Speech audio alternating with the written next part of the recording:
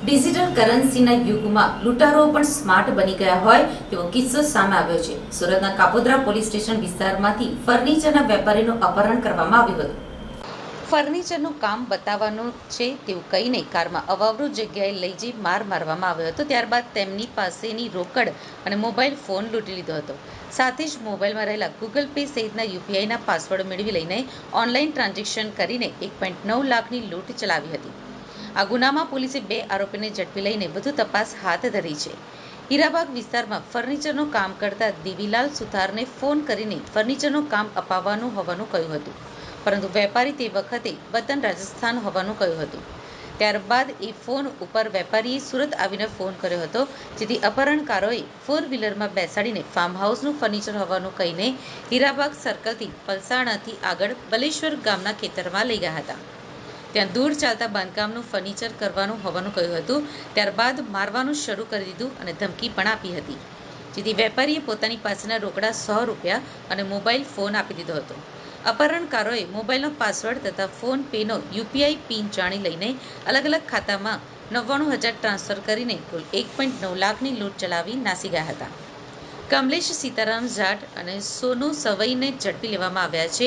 કમલેશ ગુનાહિત ઇતિહાસ ધરાવે છે। તેની સામે અગાઉ રાજસ્થાનમાં ફાયરિંગ કેસમાં તે ઝડપાયો હતો। સોનુ સામે ચોક બજાર પોલીસ સ્ટેશનમાં ગુજસી ટોકનો ગુનો નોંધાયો હતો, જ્યારે ત્રીજો આરોપી જે પોલીસ પકડથી દૂર છે તેની સામે પણ ભૂતકાળમાં ગુના નોંધાયા હતા। તેને ઝડપી લેવાના ચક્ર ગતિમાન કરવામાં શ્રી દેવીલાલ સુથાર જેવો ફર્નિચર બનાવવાનું કામ કરે છે, તેને આજથી 1 મહિના પહેલાં એક અજાણ્યા મોબાઈલ નંબર ઉપરથી ફોન આવેલો કે ભાઈ અમારે એક ફર્નિચરનું મકાનમાં કામ કરવાનું છે, જેથી તમે આવો।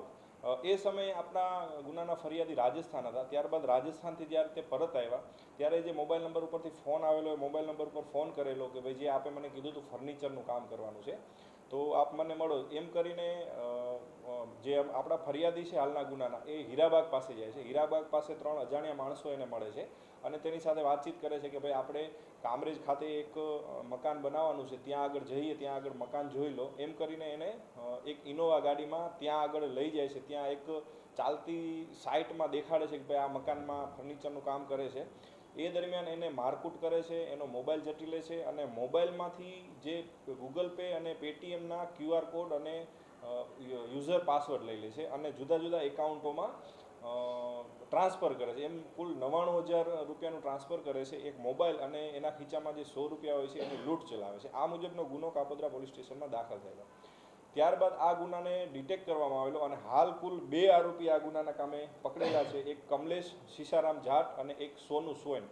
આ બંને આરોપીની ખૂબ જ ગુનાહિત ઇતિહાસ ધરાવે છે। જે મુખ્ય આરોપી છે કમલેશ, એના ઉપર રાજસ્થાનમાં ફાયરિંગનો ગુનો દાખલ થયેલો છે, લાલગેટ પોલીસ સ્ટેશનમાં 307નો ગુનો દાખલ થયેલો છે, તડીપાર પણ થયેલો છે અને જે બીજો આરોપી છે સોનુ સ્વાઈન, એના વિરુદ્ધ ચોક બજાર પોલીસ સ્ટેશનમાં ડબલ મર્ડરનો ગુનો દાખલ થયેલો છે અને ગુજસી ટોક હેઠળ પણ એના વિરુદ્ધ કાર્યવાહી થઈ છે અને હાલ એ ગુજસી ટોકના ગુનામાં જામીન ઉપર છૂટેલો છે અને આ ગુનાને અંજામ આપ્યો છે। આ બંને આરોપીઓની કાયદેસર ધરપકડ કરેલ છે અને ત્રીજો આરોપી જે અમદાવાદનો છે તેને શોધવા માટે પણ પોલીસની ટીમ અમદાવાદ ખાતે જતી રહી છે।